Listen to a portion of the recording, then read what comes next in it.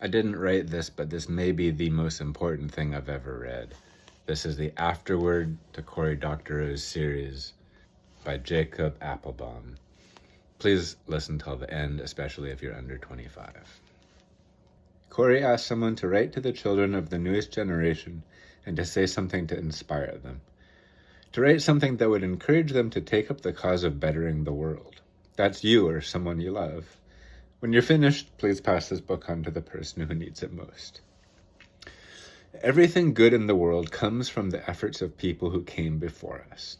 Every minute that we are able to enjoy in a society that is not ruled by senseless violence is a minute given to us by the hard work of people who dedicated their lives for something better.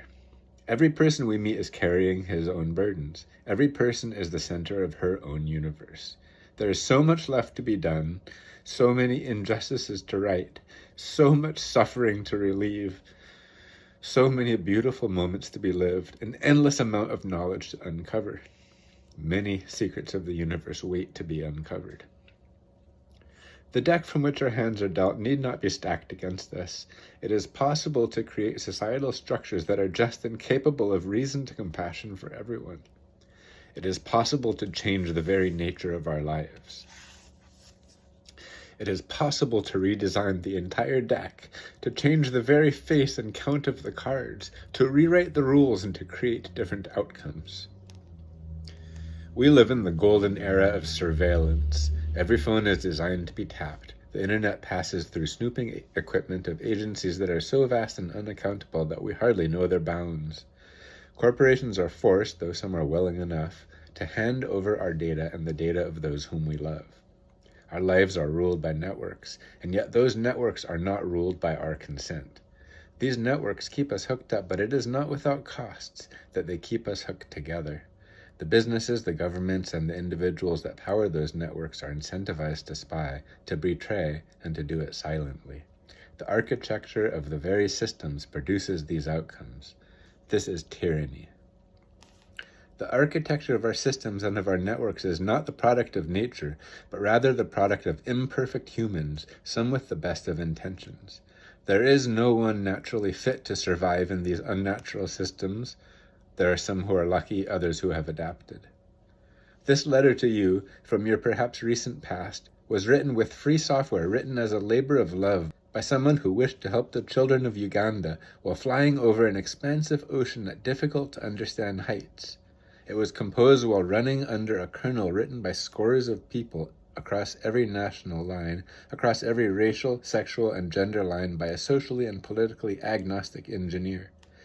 It was sent through multiple anonymity networks built by countless volunteers acting in solidarity through mutual aid, and it was received by an author who published it for a purpose. What is the common purpose of all of these people? It is for the whole of our efforts to be more than the sum of our parts.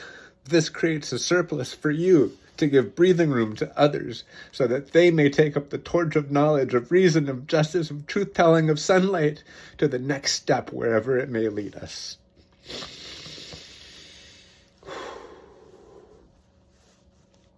There was a time when there were no drone killings.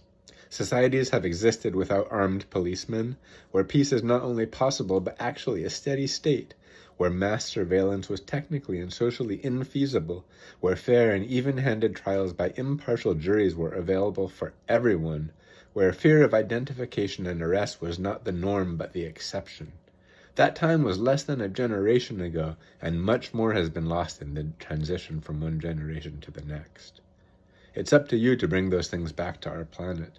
You can do this with little more than cooperation, the internet, cryptography, and willingness. You might do this alone, or you might do it in a group. You might contribute as a solitary person or as one of many. Writing free software empowers every person without exception to control the machines that fill our lives. Building free and open hardware empowers every person, without exception, to construct new machines to free us from being slaves to machines that control us. Using free and open systems allows us to construct a new basis by which we may once again understand as a whole the systems by which we govern ourselves. We are on the edge of regaining our autonomy, of ending total state surveillance, of uncovering and holding accountable those who commit crimes in our names without our informed consent. We're on the verge of ensuring that every person, not one human excluded, has the right to read and the right to speak, without exception, even if it's not with your voice. It's easy to feel hopeless in the face of the difficult issues that we face every day. How could one person effectively resist anything so much larger than herself?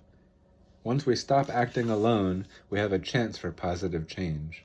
To protest is to stop and say that you object. To resist is to stop others from going along without thinking, and to build alternatives is to give everyone new choices. Omission and commission are the yin and yang of personal agency. What if you could travel back through time and help Daniel Ellsberg leak the Pentagon Papers? Would you take the actions required? Would you risk your life to end the war? For many, it is easy to answer positively and then think nothing of the actual struggles, the real risk or the uncertainty provided without historical hindsight. For others, it's easy to say no and to think of nothing beyond oneself. But what if you didn't need to travel back through time? There are new Pentagon Papers just waiting to be leaked. There are new wars to end, new injustices to make right, fresh uncertainty that seems daunting where success seems impossible. New alternatives need to be constructed. Old values and concepts of justice need to be preserved in the face of powerful people who pervert the rule of law for their own benefit. Be the trouble you want to see in the world, above nationalism, above so-called patriotism, above and beyond fear, and make it count for the betterment of the planet. Legal and illegal are not the same as right and wrong. Do what is right and never give up the fight. This is one idea out of many that may help you and your friends, may free our planet from the tyranny that surrounds us all. It's up to you now. Go create something beautiful and help others to do the same. Happy hacking.